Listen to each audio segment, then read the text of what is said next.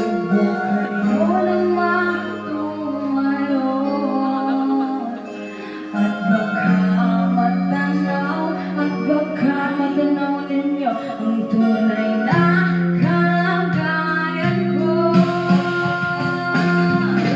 Tao po ang nandiyan bakay sa loob na malaking bahay at maraming kabakuran. Mataas ang pader, pinapaligiran anak kapirangan na mamahalin sa sakyan. Mga patay na laging bulong na kulong, wala na makasal pero marami ang nakabor.